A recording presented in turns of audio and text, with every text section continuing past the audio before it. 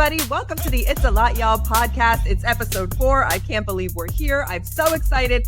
I'm Allie B. With me is producer Nicole. And do we have some breaking news going down in the Mavs sports world. Ladies and gentlemen, Kyrie Irving to the Dallas Mavericks. My goodness. So exciting.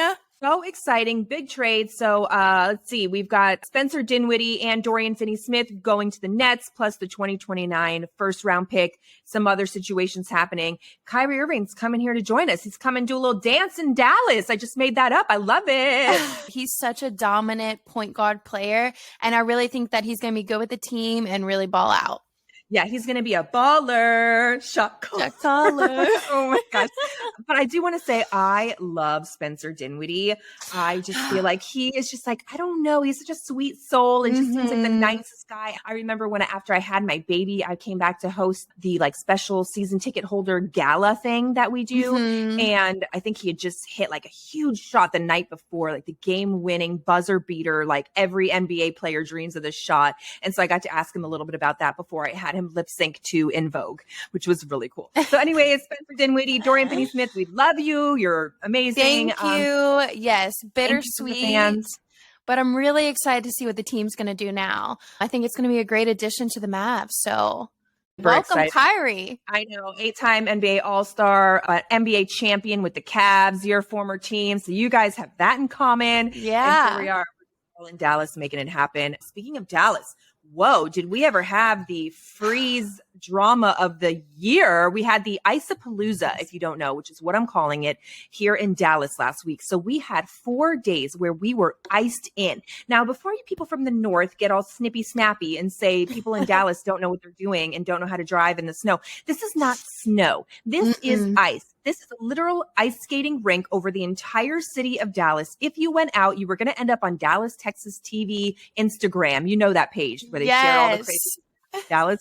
If you were going outside, you could guarantee you were on that page because you were slipping and sliding all over DFW. So that was a mess.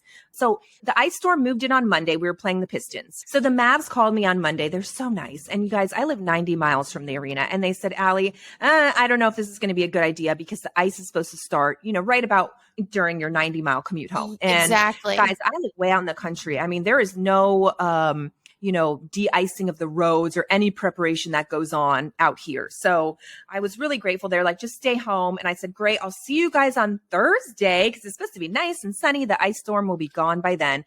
But sure enough, the ice storm had not left us by Thursday. I was stuck in my house Monday, Tuesday, Wednesday, Thursday, and then Friday I was able to finally leave because my driveway was just solid ice. It was insane. And we had this happen about the same time last year. I'll never forget because it was my first ice storm. But when Allie's saying slippery sliding and the Dallas, Texas Instagram, okay, literally right outside my apartment, there was a video and it was car after car slipping and sliding. So if you were on the road, you shouldn't have been there. But I will say I was fortunate enough to get out Monday to go to the game. The Pistons played the Mavs on Monday night. So coming home from the game, it was starting to get icy. The Pistons even stayed in Dallas all the way until Thursday. They were stuck here because they couldn't get out. And Thursday, when the Pels were coming into town, we almost thought it was going to be postponed, but the Pels arrived at 2 o'clock for a 7:30 tip-off. And as the Pels, this is what I've heard, as the Pels were landing at DFW, the Pistons bus pulled out and they were finally able to leave Dallas. Wow. So it was a crazy ice storm. I myself was stuck at home and I just was so ready to get out. I was iffy about going to the game on Thursday, but I just was, 10-2, taking it slow.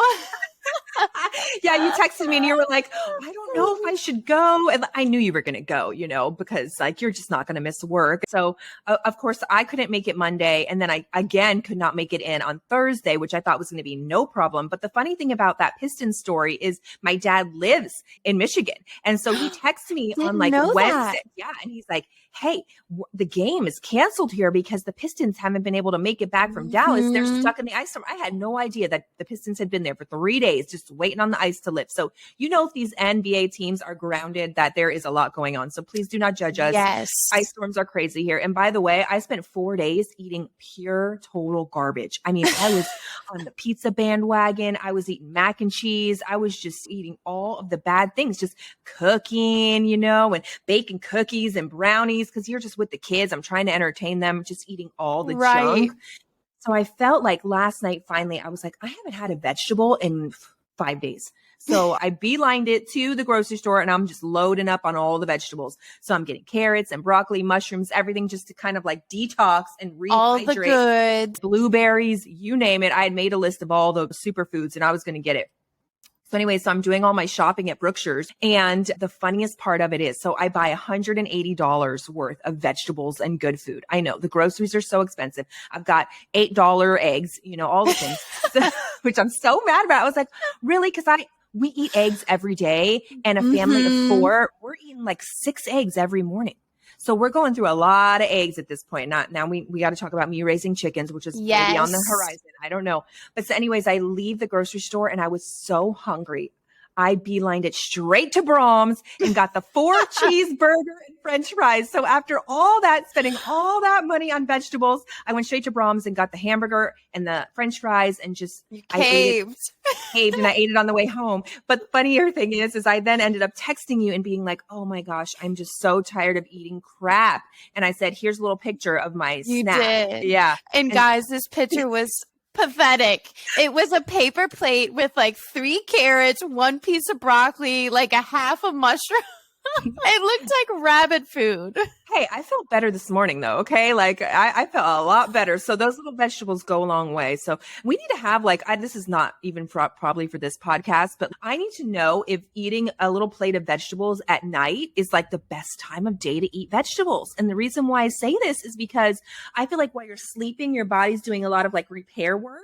And I feel like the vegetables were giving my body like all the stuff it needs to do whatever. And I felt great this morning. So anyways, I have no scientific evidence or proof of any of that, but I just want to say maybe it's possible. I don't know. Eat your veggies at night, people. Eat your veggies at night.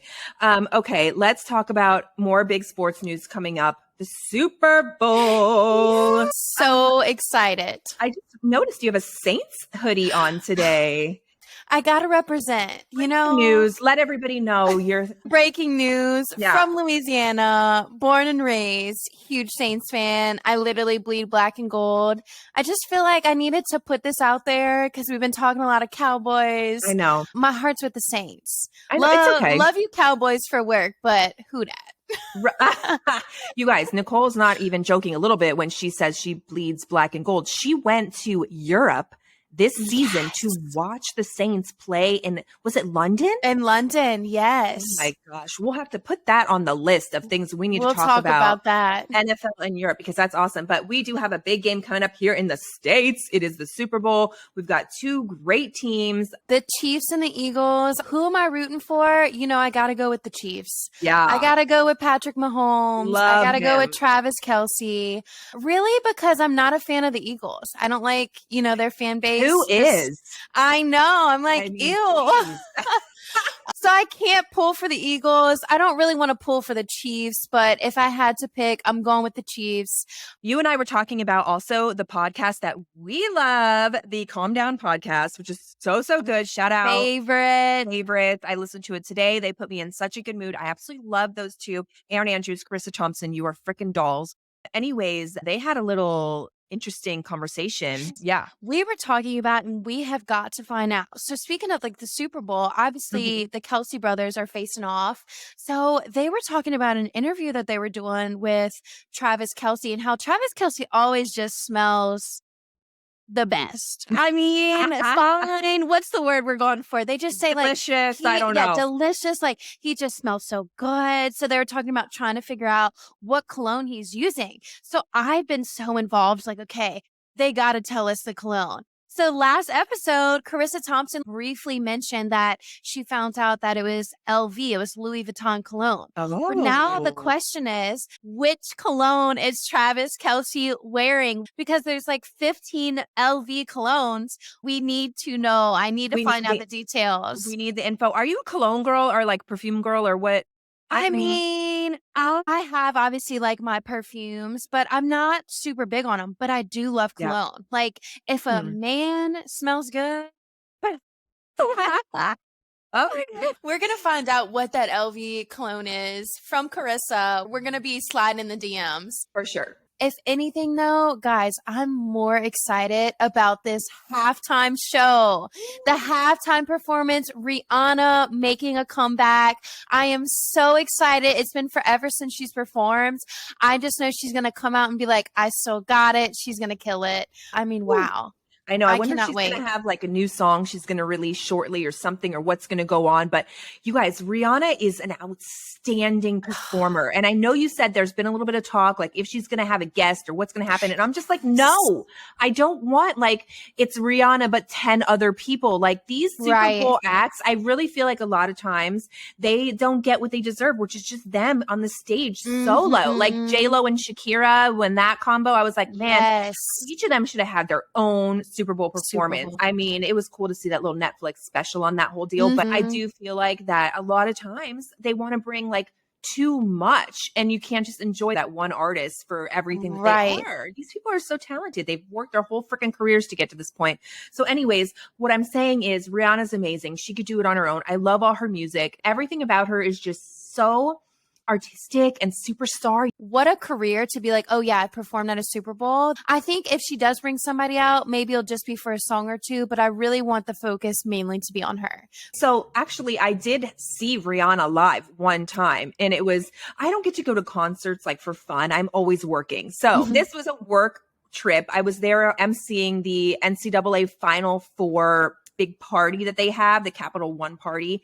And Rihanna was like, I think she was like the last act of the day, of course. I think she was like the big headliner. And it was in Indianapolis. And it's such a great town, by the way. Indianapolis, like, oh yeah, it's so cute. They've got all these like bridges that connect. So if it's freezing outside in downtown, you don't have to like get out in the elements. You could just like hop on these little bridges to go from place to place. Really cool. Anyways, totally awesome place. Great little downtown. And she was there performing. And like I said, I was there emceeing. And so I got to, you know, basically just stand in front of the stage and watch her. And I was just overwhelmed by the amount of sheer coolness is all I can say. She is just such a vibe. Everything about her. She had on this like amazing fur coat and she had like the little fan machine blowing, but she had this like crazy fur coat on that just stole the show. But at the end of the day, it's about her raw talent and, you know, all that, her singing and her emotions and the songs, and they're written so well. I just love her. I'm really looking forward to halftime. Could care less about the game. I know. No, I know. It's true though. Like halftime in the commercials, like any commercial that has a Clydesdale in. I'm like, I'm all in on Tears, you know, where the little baby Clydesdale. Clydesdales. Have you, by the way, ever worked a Super Bowl or been involved in one? You know, I have. I never worked the actual game, but I did one year. This was like way before I got into sports, but I knew I wanted to go this direction. And I was doing everything I could to make connections. I ended up volunteering for the Super Bowl that was in Houston.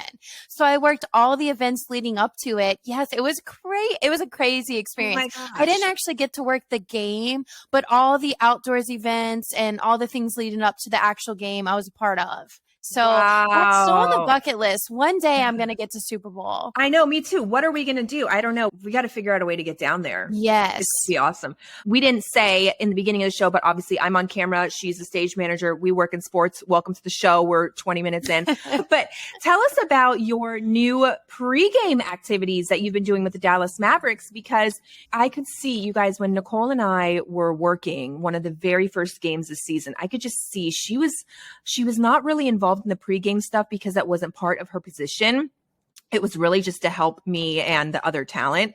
And so I could tell that she was a little bit nervous about what goes on pregame because there are a lot of moving parts. A Yes. lot of stuff happens. And she was kind of sitting on the side, twiddling her thumbs, like, I feel like I need to be out there. But Allie, it's not, I don't know how to just bust out there because what happens in production, there is so many things going on. And we have our Mavs sales team and that kind of thing doing these functions that and in production, that's what we're trained in. So dive on in. Tell me what happened. Yes. All of a sudden you're involved in pregame and that is not by accident. Woo-hoo. I am involved in pregame and I could not be more excited. Pregame is honestly one of my favorite parts because it's so much happening so quickly. And it's right before tip off. So I have been able to help out with all the live shots, all the co-captains meeting, the game ball delivery. I've just kind of inserted myself in because to Allie's point, we do have great people with the sales organization. They've been doing it. So they're kind of familiar with the live shots, but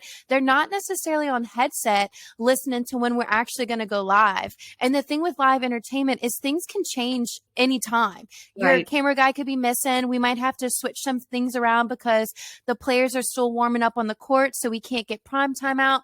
Just little things like that that you don't necessarily think about.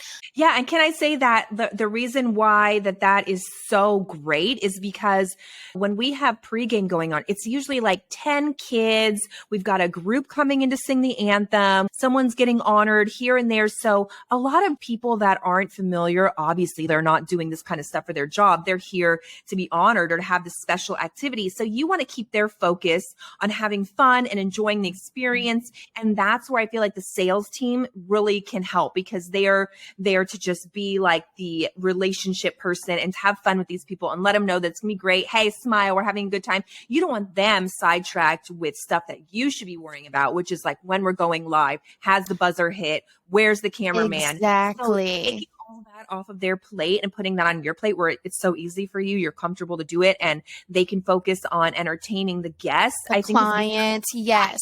Great. So tell us a little bit more about exactly what happens pregame though, because there is so much. So take us through like a little bit. So a couple lucky fans get chosen to be the ball kid of the game. So what happens is that they are able to go on court and shoot around before the game even starts. So these lucky kids. I didn't even know that. Yes. These lucky kids get selected. They get to go on court, shoot with the balls that the players are going to be playing with in about 30 minutes. And they just kind of get to shoot some hoops, make some layups, make some free throws. And then during this time, we set up a live shot. They get to be on the big screen and then get to shoot around. So there's not only the ball kids, there's also this Dr. Pepper 6-man. Not only do they get to take home a jersey, they get to shoot around on the court, and they also have their live shot. And then my favorite part is the co-captain of the game and then the game ball delivery, which is just such a cool experience for a fan. Sometimes I think that we may get a little used to or take for granted being on the court, but sometimes I have to sit back and realize, this fan may have never touched the court before. So it's such an experience in their eyes. They get to not only touch the court, they get to go center court. So what happens with co-captain, it's at the 5-minute mark every game. They get to stand in the captain's meeting. So they're in the captain's meeting with all the refs of the game and then the captains of each team. So from the opposing team and from the Mavs. A really cool thing, they get to be in that meeting, get to have a photo with the players, sometimes an autograph. So it's just really cool to set that shot up, get to see the fan. Usually it might be a kid or it might be an adult, but they are just soaking it all in, so excited to be around these players. And then right after that, we have the game ball delivery. So some special fan gets to hold the official game ball to kind of kick off the game. So it is, like Allie said, a lot of moving pieces. And I'm kind of glad that I've been able to help execute certain things because like you said, our sales team, they're really trying to connect with their clients or make sure that they're having a good time. And I don't feel like they need to be worried about all the logistics. They're there to be like, you get to do this. It's so cool. You're on the big screen. Let me take a photo while you're on the big screen. So I'm so excited that I'm involved in pregame now. And you know why that is just so fun to hear? Because one of the best things I think about our jobs is getting to interact with the fans because they get these cool special moments that we sometimes get like, we've been there. We've been doing it for so many years. We forget that like we're standing on the court of an NBA team and we're doing this amazing thing day in and day out. But when you get to bring a fan down there and you see the joy and the happiness in their eyes, or when they're getting ready to play Whataburger fries or something on the big screen, like it's just so exciting to see the excitement in their eyes. And it gets me jittery. Like I get nervous and excited for them because I'm like, we're about to do something that is a once in a lifetime experience for these people. Yep. I mean, so it's so important that you and I and everyone else in the Mavs organization takes the time to really recognize that this is their moment. They've been waiting for this or excited about this for so long. And it's really about them. It's not about us. Exactly. Okay? It's not about us.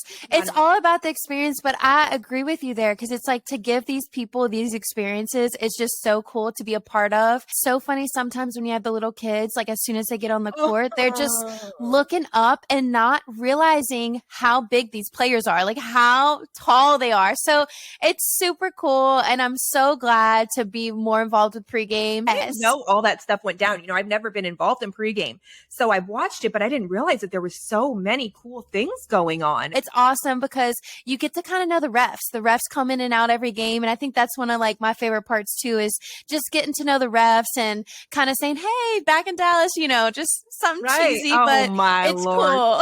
Yeah, I know. It's so funny. You know what else is really cool too is the fact that in Dallas, there's so much stuff going on. And it's not necessarily just your NFL or NBA or NHL, but we also have a huge momentous thing going on right now in Fort Worth, the Fort Worth Stock Show and Rodeo, which is also a huge production, great entertainment team over there. I've been watching it now. I think it's like 15 or 16 performances. So that's every single day, twice a day. So there's a ton of performances that go on over there. A lot of work goes into a very short amount of time.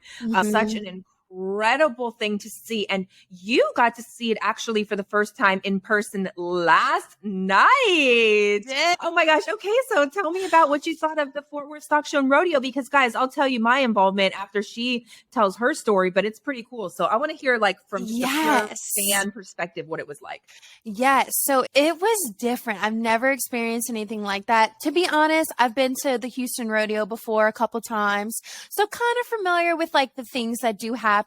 But this was my first time at Dickies Arena, and it was the biggest night. They take home, the final night. So it's all the top performers, and it is unbelievable just how they're able to, direct the show. You have like the bull riding. I'm trying to think of the names. You got the cowboys and all the athletes and the cowgirls, but then you have a whole nother element, which is the animals. So you have so much that goes on in the production of a rodeo. It's insane. Continue. It's insane. There's like one thing happening at this end, then all of a sudden the next end, the animals are moving around this end, and just how they coordinate the animal movement by itself is unbelievable. I was telling Allie my favorite thing was when the girls come out and they go around these little barrels. The barrel racing. The barrel racing. That's it. They go around the barrel racing. That was one of my favorite events. And then the bull riders. Insane. I mean, on the edge of your seat, insane. It's such a show. It's so interesting. And you know me, my production mind is like, what all are they doing? Not only that, they have great lighting. They have a huge video board. They have a lot of moving pieces. I enjoyed it. I was nervous during the bull racing, but bull racing. Bull riding? Bull riding. Oh, Lordy. You guys. I'm learning, guys. I'm learning. Okay, but here's the cool thing is my husband was actually there last night too, because we raise bucking bulls. So it's a whole side of me we haven't got to talk about yet on the It's a Lot Y'all podcast, but I feel like we'll dabble in it just for a minute. So we raise bucking bulls that then go to like the PBRs and the big rodeo events like Fort Worth. We also go to the stockyards, the Fort Worth stockyards on the weekend, which is a weekly rodeo. So Corey, my husband, is super busy with all that. He was there last night. He had 2 bulls in the short round, which the short round is basically your final round. So it's all the best of the best from the entire rodeo, then compete against each other for the top prize. So he had 2 bulls out, which is great. They bucked really well. Neither cowboy ended up making an 8-second ride, so no scores, but that's okay. Corey's, really happy with the performance of the Bulls. But it's so exciting to see someone like you that I know go to a rodeo and just really enjoy the bull racing. Just kidding. The bull riding. Highlight of the night was the bull riding and then the barrel racing with the girls. That's just my favorite. And who you just told me at the beginning of this podcast, who lives across the street from you? Oh, yeah, I know. The world champ barrel racer lives across the street from me. So, yeah, she's so talented. She was there last night. You saw her run. Her name is Jordan Briggs. She's awesome. Another Tollerite. That's what we call people from Toller, which is the little small town I live in, population 600. So, yeah, we are just we're just pumping out superstars out here in Toller, though. So, yeah, congrats to her. She ended up 4th last night. She has a great horse named Rolo. He lives across the street from me, too. So, we got the bucking bulls on one side of the street and the horses on the other side, and they're chitty chatting amongst themselves. Plus my donkey every once in a while he gets my donkey runs with the bucking horses.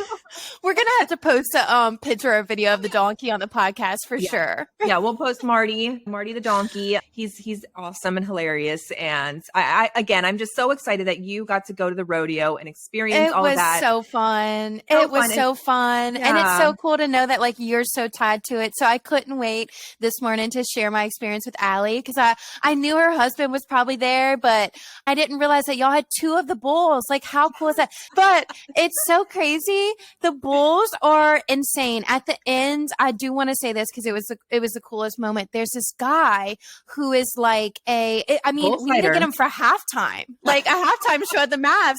What a halftime that would be. This guy eggs on the bull with his red flag, and the bull is full on charging at this guy. And as soon as the bull reaches the guy, he flips over the bull. Yeah. He literally flips over the bull. I don't know how he does it. Talk about on the edge of my seat. I mean, can we pull them for the Mavs for a halftime show? Right? Y'all, the bull, the craziest part and last thing was the bull literally was standing there, and all of a sudden the bull's what do you call this? Pawing the dirt. Yes. Yeah. Pawing the dirt. You can tell he's getting ready. He's I am about to attack. Then the bull's charging. This guy's flipping over. I'm this is crazy. You guys got to check out the rodeo. Check out the rodeo. It'll be back next year. It's over now, but you guys got to also check us out on YouTube if you're not watching already, because you can see the on-camera version of how this is all breaking down. Nicole is pawing at the air. You guys, I can't believe it. It is another episode of It's a Lot, y'all, in the books. Yay! Wow, yay! I know. Thank y'all so much for listening. And by the way, if you haven't already, please follow us on social media at It's a Lot, y'all. We're on all the places. Our favorite place to be right now is Instagram, a little bit of TikTok. Nicole and I are both there, answering your questions, getting involved, all the things. We're so excited that you are listening. Thank you so much. Please, the number one thing for us is to hit that little subscribe button on the podcast if you're listening on Spotify, or if you're on Apple Podcasts, there's a little plus sign in the upper right. Hit that button. We love you guys so much, and we shall see you next week. Bye-bye.